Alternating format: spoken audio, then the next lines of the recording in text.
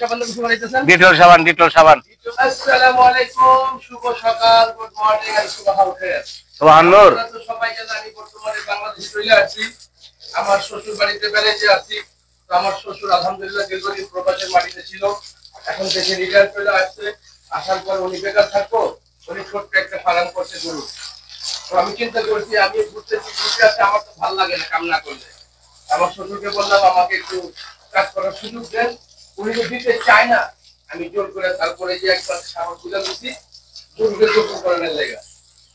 আব্বা বর্তমানে আপনি কত বছর থেকে করতেছেন? বিসমিল্লাহ। 4 বছর ধরে। 4 বছর থেকে করতেছেন? হ্যাঁ, 4 বছর ধরে এক দেশে আসছি। আইসা 6টা 7টা গরু পালি।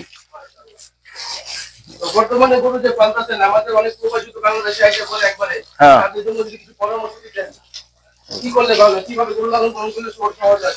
গরু লালন পালন করলে তো লাভ হয়, ভালো খেয়াল রাখতে হয় গরুর দিকে, লাভ তো কম বেশি হয়, গরুর তো লোকসান নাই।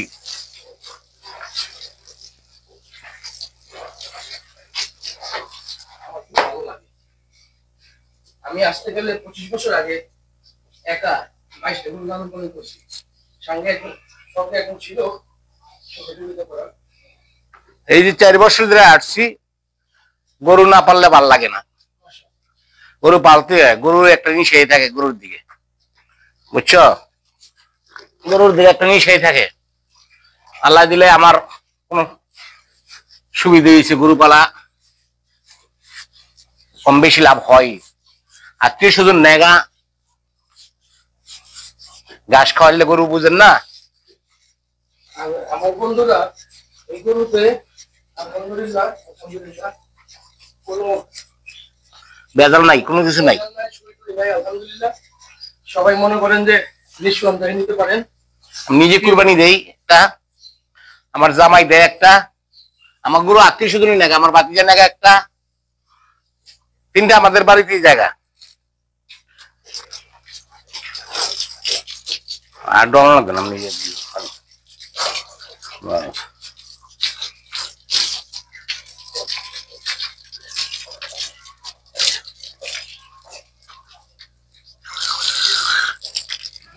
এটা শেষ।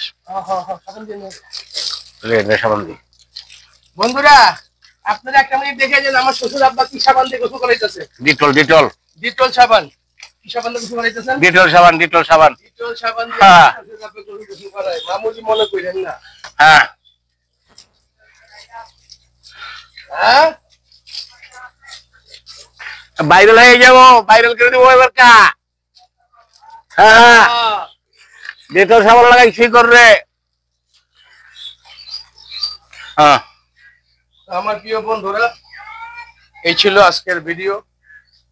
অবশ্যই কমেন্ট করে জানাবেন ভিডিওটা কেমন হয়েছে। আর সকলে আমার শ্বশুর আব্বার জন্য অবশ্যই দোয়া করবেন। আল্লাহ তাআলা ওনাকে দীর্ঘ হায়াত দান করে সুস্থ দান করেন এবং উনি যতদিন বেঁচে থাকেন যাতে সুস্থ রাখেন এবং ওনার যে গরুগুলো আছে আল্লাহ রাব্বুল আলামিন যাতে রহমতে বরকত দান করেন।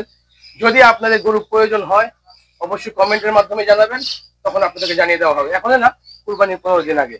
আপনি কিছু বলবেন আব্বাজান? না, এখানেই শেষ করে দিলাম। ওকে, তো সকলে আমার দোয়া করবেন। আল্লাহ হাফেজ।